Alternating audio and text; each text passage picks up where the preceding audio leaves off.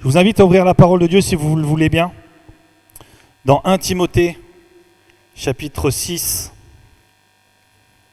et au verset 12.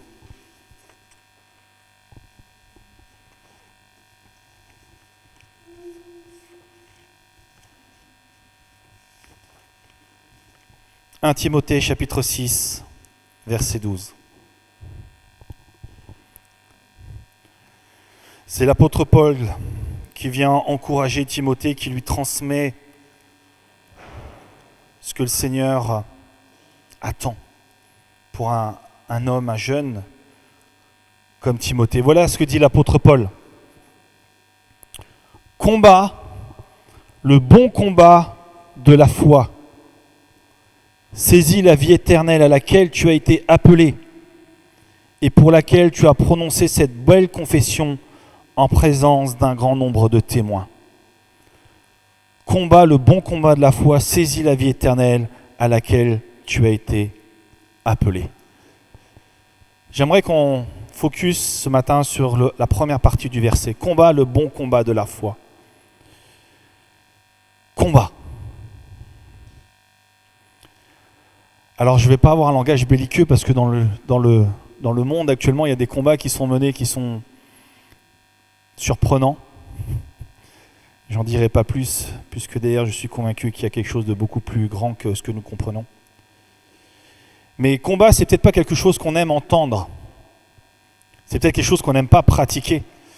Je ne sais pas s'il y a parmi nous des boxeurs ou des gens qui font des arts martiaux. Ces gens-là, généralement, ils aiment plutôt bien combattre. Mais ce n'est pas la majorité des gens. Parce que quand on parle de combat, souvent on a cette peur de prendre des coups. On a peur d'avoir mal. Et quand on est pacifiste, on n'aime pas non plus en donner. Et pourtant, l'apôtre Paul dit à Timothée, combat. Si vous connaissez un petit peu le milieu des arts martiaux, des choses comme ça, moi j'en ai fait un petit peu, on travaille énormément sur l'endurance, le cœur, le cardiaque. On a une énorme préparation physique, une énorme préparation mentale. Et dans notre cas, à nous, il nous faut une bonne préparation spirituelle. On n'y va pas comme ça au combat. On va prendre 3 exemples, si vous le voulez bien, de personnes ou de groupes qui n'ont pas été au combat. Et nous allons voir ce qui s'est passé. Premier exemple. Israël crie au Seigneur. Ils sont sous l'esclavage de l'Égypte. Tout va mal.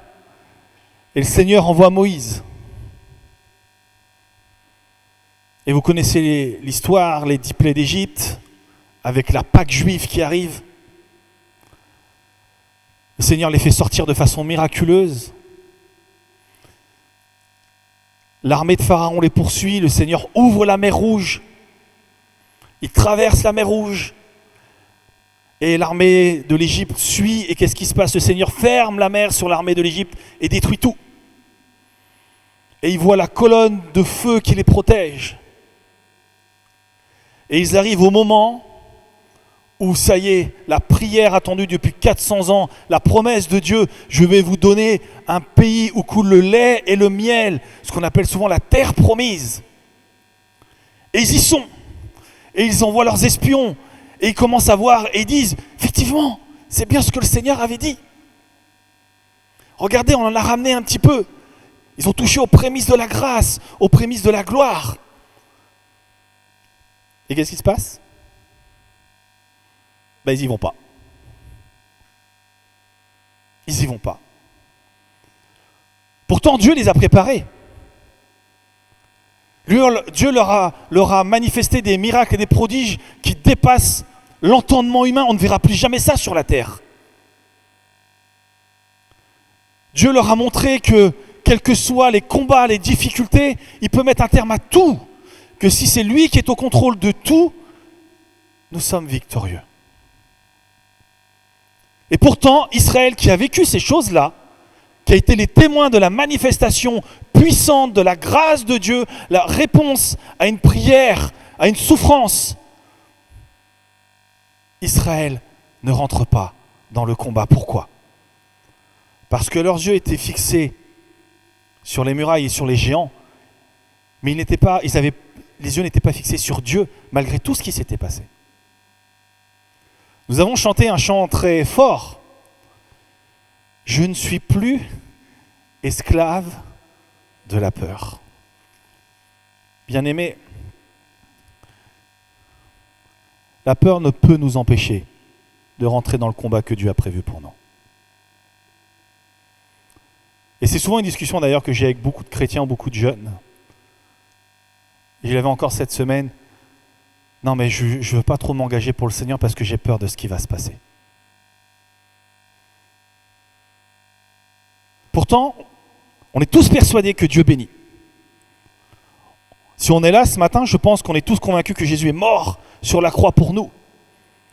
Qu'il a tout vaincu, qu'il a vaincu la mort, qu'il a défait le diable et toutes les dominations. Et pourtant, la peur peut nous empêcher de ne pas rentrer dans ce que le Seigneur a préparé pour nous. Autre exemple. Jonas. Tout le monde connaît Jonas. Quand on est aux écoles du dimanche, c'est quelque chose qu'on aime bien raconter. C'est une histoire assez surprenante. Jonas, serviteur de Dieu, attention, serviteur de Dieu. Dieu lui dit, Jonas, tu vas annoncer la parole à Ninive, parce que s'ils ne se repentent pas, je vais les détruire. Dieu demande à Jonas d'aller annoncer la grâce. Que fait Jonas ? Il prend les jambes à son cou, il prend le bateau et il s'enfuit dans le sens opposé. Est-ce qu'on n'est pas un peu comme ça des fois ? Moi je l'assume, je suis totalement comme ça. Et malheureusement, quand on voit la conséquence de son choix. Troisième exemple. David. Le roi David. Il y a un texte qui est très surprenant qui concerne le roi David. C'est ce qu'il a fait avec Bathsheba. Quelque chose d'incompréhensible. La parole de Dieu nous dit ceci.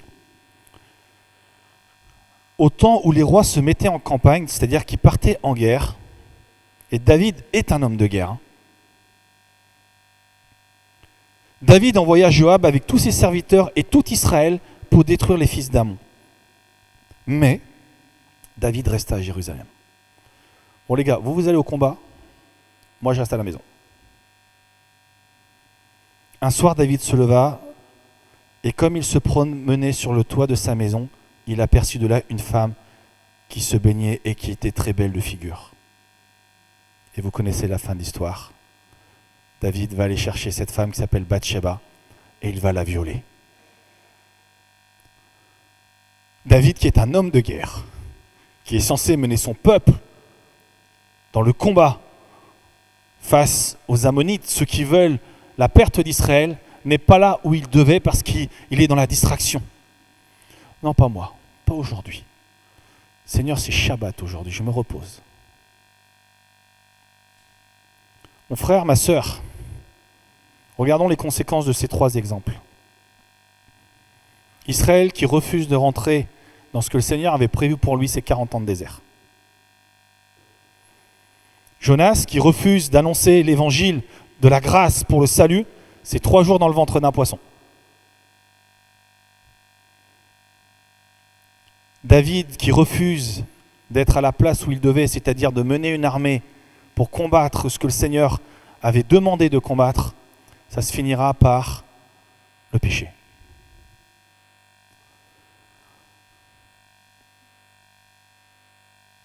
Ce matin, j'aimerais vraiment qu'on se remette face à nous-mêmes. Vous remarquerez que dans ces 3 histoires-là, Dieu n'a rien obligé. Il n'a rien obligé. Il n'est pas venu vers David en lui montant un grand coup de pied aux fesses en lui disant « Hé David, maintenant tu vas arrêter ton sketch, tu vas ouvrir les yeux, tu vas te mettre au boulot et tu repars au combat, t'es un homme de guerre, tu vas à la guerre. » Non, il a laissé faire. Comme avec Israël. Vous voulez pas y aller ? N'y allez pas. Jonas, tu veux pas y aller ? ok, tu n'y vas pas. Le Seigneur ne nous forcera pas. Mais il y a une réalité, tous les choix que nous faisons ou que nous ferons généreront des conséquences que chacun devra assumer. Nous sommes convaincus que l'église du Tabor, les églises du Tabor, on parlait de Rennes et de Campénéac, les églises du Tabor sont en train de vivre quelque chose. Nous en sommes convaincus. Le Seigneur est en train de faire des choses dans notre église, des choses merveilleuses. Et ne soyons pas surpris que le combat commence à arriver. On a eu une semaine de jeûne et prière autour de Néhémie. Et c'était ce verset qu'ils priaient et qu'ils avaient une arme à la main en même temps. Et ils travaillaient de l'autre main. Les amis, plus le Seigneur va restaurer notre église et plus le combat va être important. C'est une réalité. Et c'est ce qui prouve d'ailleurs que Dieu est bien à l'œuvre dans une église. Mais derrière, ça va nécessiter que chacun d'entre nous prenne position dans le combat que Dieu veut pour les églises du Tabor. Être dans le combat de Dieu, c'est un choix. Et personne ne peut le mener à notre place. Personne. À un moment donné, c'est Josué qui fera un petit peu ça parce qu'il est un peu agacé avec le peuple d'Israël. Il va leur dire, bon les gars, maintenant c'est bon. Choisissez. Choisissez qui vous voulez servir. Je ne voudrais pas être en la place de Josué quand le peuple était devant Josué pour dire, oula Josué, il a l'air fâché aujourd'hui. Choisissez qui vous voulez servir. Maintenant décidez. Par contre, moi je vous dis les gars, moi et ma maison nous servirons l'Éternel, donc vous faites ce que vous voulez maintenant. Quand je pense ce texte-là, je me dis toujours, oh là là. Lorsqu'Israël va sortir d'Égypte et qu'il aura vécu ses 10 plaies et qu'il verra cette armée qui revient pour se venger, Moïse dira quelque chose d'extraordinaire. Ne craignez rien et regardez la délivrance que l'Éternel va vous accorder.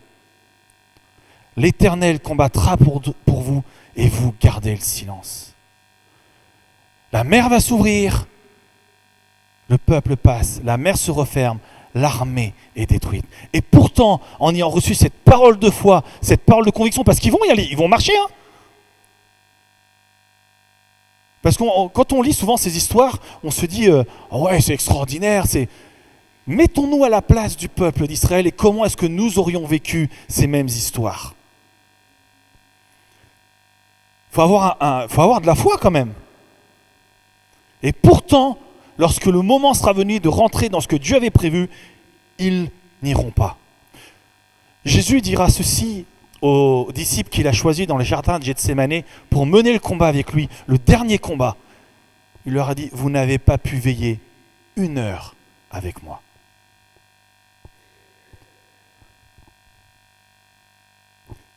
Pourquoi est-ce que Jésus leur dit ceci ? Ils étaient fatigués, et on a le droit d'être fatigué. Moi, je suis le premier à vouloir prendre du repos quand je suis fatigué. Ils étaient fatigués, hein, et Jésus leur dit, vous n'avez pas pu veiller 1 heure avec moi. Parce que Jésus était en train de le préparer, attention, la tentation arrive derrière. Et qu'est-ce qui s'est passé ? Pierre a renié Jésus, et tous les disciples l'ont abandonné. Quand nous refusons d'être dans le combat que Dieu a prévu pour nous, le diable a commencé à remporter sa victoire. Quand nous refusons d'être dans le combat que Dieu a prévu pour nous, le diable a commencé à remporter sa victoire. Alors combat le bon combat. S'il y a un bon combat, ça veut dire qu'il y a aussi des mauvais combats. Qu'est-ce que c'est un mauvais combat ? Un mauvais combat, c'est un combat que Dieu ne nous a pas demandé de combattre. C'est ça un mauvais combat. On prend quelques exemples pour être encore plus concret. Pierre qui coupe l'oreille d'un soldat alors que Jésus ne lui a pas demandé. Parce que Jésus n'est pas dans la violence, il est dans l'amour. Jésus est dans l'amour. Et le combat que Dieu nous demande de mener n'est pas un combat de violence, mais un combat d'amour. Autre exemple, Saul de Tarse. Saul de Tarse était convaincu que le combat qu'il menait pour Dieu était le bon. Et qu'est-ce qu'il faisait ? Il tuait des chrétiens.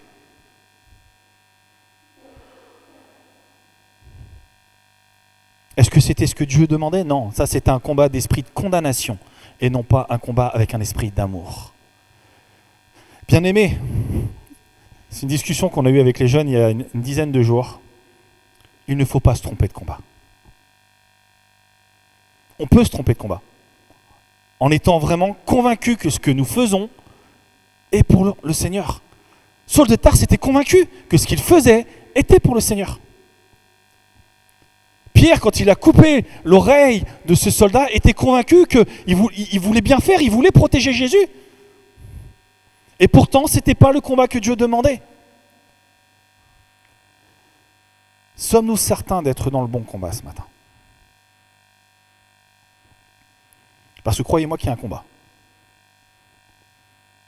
Est-ce que le combat que je mène, le combat que j'ai choisi de mener, sert vraiment le Seigneur ? Ou, comme Saul de Tarse, sert une idéologie qui ne vient pas de Dieu ?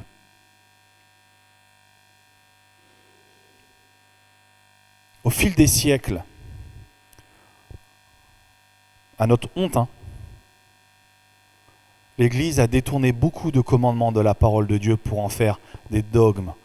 Et c'est ce que va faire Jésus d'ailleurs quand il va voir les pharisiens. Il va leur dire quoi ? Vous faites porter aux hommes des fardeaux que vous-même, vous n'êtes pas capable de porter. La parole de Dieu, c'est une parole d'amour. La parole de Dieu, c'est une parole de grâce. La parole de Dieu, c'est une parole de libération. La parole de Dieu, c'est une parole de restauration. Alors si moi, dans le combat que je mène, je détruis, je tue, je juge, alors c'est que je ne suis pas dans le bon combat. Je ne suis pas dans le bon combat. Et ça veut dire que je dois me réaligner. Ça veut dire que, Seigneur, je me suis peut-être trompé. Et ce qui est bon dans ces histoires avec Pierre et avec Saul, c'est que Jésus ne les a pas rejetés. Il est revenu vers eux, mais parce qu'ils avaient un cœur qui était enseignable. Un cœur où Jésus pouvait leur dire « Oh les gars, là vous êtes trompés, là. On arrête le sketch. C'est fini, là. On ne tue pas, on ne blesse pas. Et arrêtez de prendre ma parole pour des choses qui ne sont pas ce que j'ai dit. » Parce que quand on aime vraiment le Seigneur, on accepte d'être repris par lui, parce que c'est un Dieu d'amour. Mais il faut se laisser enseigner. Moi, c'est quelque chose qui m'a toujours surpris, la crucifixion de Jésus. C'est que c'est son peuple qui l'a crucifié. Lui qui est venu, et on connaît bien notre Bible, quand on voit les miracles qu'a fait Jésus pendant ces 3 ans, les libérations démoniaques, le salut qu'il a apporté, ce sont les mêmes qui l'ont crucifié. On connaît l'histoire.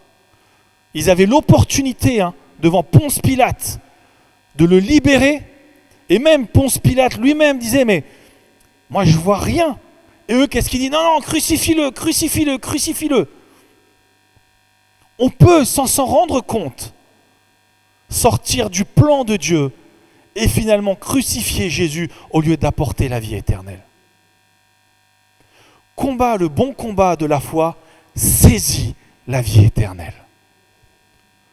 Alors quand je dis cela, qu'on ne se méprenne pas. Je ne suis pas en train de dire qu'il faut faire n'importe quoi dans l'église, c'est pas ça. Je dis juste que, est-ce que ce que je suis en train de mener aujourd'hui est conforme à ce que Dieu veut dans sa parole ? Alors qu'est-ce que c'est un bon combat ? On a commencé à en parler. Le bon combat, c'est le combat du salut. Et qu'est-ce que c'est le salut ? C'est une grâce imméritée qui est tombée sur tous les pécheurs qui ne le méritaient pas. Je suis gracié. Vous êtes gracié. Alors pourquoi est-ce que j'irai condamner si j'ai été gracié ? On voit, on a une parabole de Jésus. La dette qui a été remise. Pourquoi est-ce que j'irai condamner? Je vous dis ceci, mes bien-aimés. Vous savez pourquoi? Parce que quand le Seigneur va ouvrir les portes de cette église, et cela dépendra que de nous, toutes les personnes qui vont entrer, ce seront des gens qui n'auront que des mauvaises vies. Parce que le Seigneur appelle des pécheurs et il n'appelle pas des justes. Donc notre église, quand les portes vont s'ouvrir, sera remplie que de gens qui auront des mauvaises vies. Parce que le Seigneur est venu pour libérer les captifs. Il est venu pour délier ceux qui sont sous des emprises démoniaques. Il est venu pour pardonner ceux qui sont dans le péché. Et pour cela, il faut qu'ils soient dans la maison du Seigneur. Parce que notre maison, et c'est ce que nous avons reçu il y a quelques mois, sera un hôpital, un dispensaire pour tous ceux qui ont le cœur brisé. Alors si mon cœur n'est pas déjà dans l'amour pour les accueillir, le Seigneur ne les enverra pas. Le Seigneur ne les enverra pas. Parce que le Seigneur va confier des personnes de mauvaise vie à des gens qui ont le cœur pour l'accepter. Remarquez bien comment Jésus et ses disciples étaient jugés à chaque fois qu'ils allaient manger avec des pécheurs. Les pharisiens venaient et ils trouvaient une excuse pour dire « Mais ce que vous faites, c'est mal. Comment vous pouvez vous asseoir avec ces gens-là »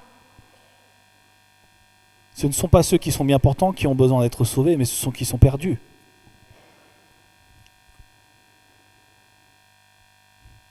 La réalité que nous allons vivre si nous l'acceptons, c'est que notre Église va se remplir de gens de mauvaise vie. Entendez bien ce que je vous dis. Si nous acceptons de vivre cette réalité, notre Église va se remplir de gens qui auront une mauvaise vie. Et moi, ça me réjouit. Parce que je sais ce que ça veut dire la grâce. Alors soyons sages et prudents. Menons le bon combat à la manière de Jésus qui a osé casser les codes d'une religiosité. Que la réalité du combat que nous allons mener soit celui qui est rempli de l'amour de Dieu. Sans jugement et sans condamnation. Combat, le bon combat de la... Oh là, il y en a qu'un qui suit. L'apôtre Jacques nous dira ceci. De même aussi, la foi, si elle n'a pas les œuvres, elle est morte.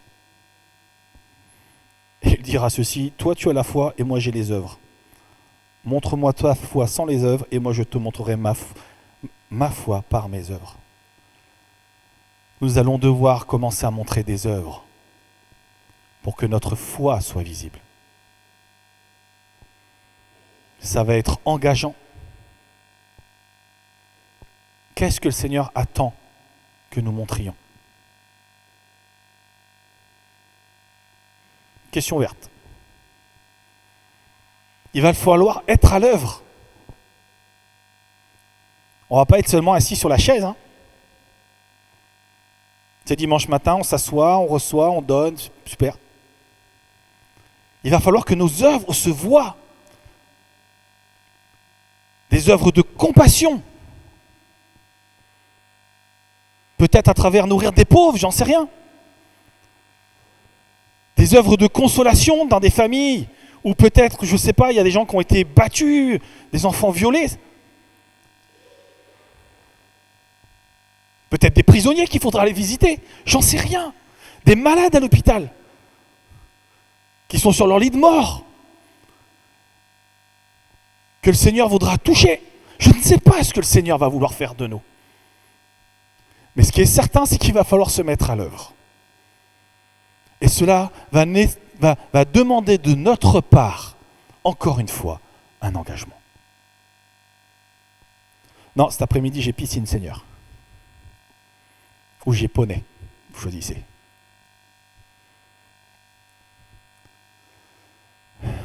Suivre le Seigneur, c'est une vie de sacrifice. C'est pas une vie de confort. C'est pas une vie de confort. D'ailleurs, Jésus dira, il n'a même pas un endroit où reposer sa tête. Suivre le Seigneur, c'est pas une vie de confort. Suivre le Seigneur, c'est une vie de combat. Et je le redis, non pas un combat de violence, mais un combat d'amour. Nous allons devoir démontrer les preuves de notre foi, de notre obéissance et de notre implication. Vous allez me dire, Manu, il est encore engageant ce matin, c'est pénible quand c'est lui qui prêche. Mais je suis sérieux. Beaucoup, je dirais pas beaucoup, quelques-uns parmi nous sentent déjà les prémices du combat qui est là. Je vais vous raconter une vision que j'ai eue pour l'Église, je la raconte. Septembre 2024. Je l'ai raconté à tous les frères anciens de l'Église. Je suis en prière et le Seigneur me donne une vision pour la chapelle. Je l'ai noté, septembre 2024. Le Seigneur ouvre les portes de la chapelle, toutes les portes en bois, les portes latérales. Et l'église est remplie de gens blessés. Remplie. Et je nous voyais débordés par le travail qu'il y avait à faire. Et à la fin de cette vision, tous ces gens sont partis, les portes se referment, et on est assis sur nos chaises. Et le Seigneur qui me dit, vous n'avez pas envie d'y aller. Vous n'êtes pas prêts, vous n'avez pas envie. Je raconte aux frères anciens, je dis, les gars, je viens d'avoir une vision du Seigneur, je suis par terre. Septembre 2024. Depuis des mois et des mois et des mois, le Seigneur est en train de nous préparer à une œuvre. Les temps de jeûne et prière que nous avons, les combats que nous menons dans l'Église, les victoires qui sont remportées, peut-être même certaines défaites qui nous paraissent être des défaites, mais qui sont derrière ça, sont des victoires devant Dieu, sont là pour nous préparer à quelque chose de plus grand pour les églises du Tabor, mais cela dépendra uniquement de nous. Lorsque Dieu a demandé au peuple d'Israël de rentrer dans la terre promise, il n'a pas dit, il y en a 2 qui vont rentrer, il a dit tout le monde. Lorsque Jésus est parti au ciel et qu'il a promis le Saint-Esprit à la Pentecôte, ce n'était pas seulement pour les 12 apôtres. C'est tous ceux qui étaient dans la pièce qui ont été remplis du Saint-Esprit. Ce que le Seigneur nous demande, c'est un combat d'église et pas seulement un combat des responsables. Ou de quelques frères et sœurs qui vont se lever. C'est tous ensemble que nous devons mener ce combat. Mais c'est tous ensemble que nous devons décider si nous y allons ou si nous n'y allons pas. Je suis très engageant ce matin. Parce que, on en parlait encore avec Charlie ce matin. Hier, quelque chose qui nous a frappé hier matin avec les ados, c'est le combat qui a été mené. On se l'est tous dit. Tous les responsables qui étaient là, on s'est regardés, on s'est dit, oh, il y avait un combat de mort hier matin. Dépression, anxiété, des paroles sur le suicide. Seigneur, parlez pour que quelqu'un ne se suicide pas. Il y a un combat qui est réel dans notre Église. Vraiment, si vous demandez, et j'ai beaucoup aimé la parole de la semaine dernière, si vous demandez à Dieu de vous ouvrir les yeux comme Dieu a ouvert les yeux à Géasi, tout le monde va comprendre le combat qui est en train d'être mené en ce moment dans notre Église. Parce qu'il y a un réel combat dans lequel nous commençons à avoir des victoires, les premiers fruits, les baptêmes qu'on a vécus, les derniers baptêmes, c'était waouh.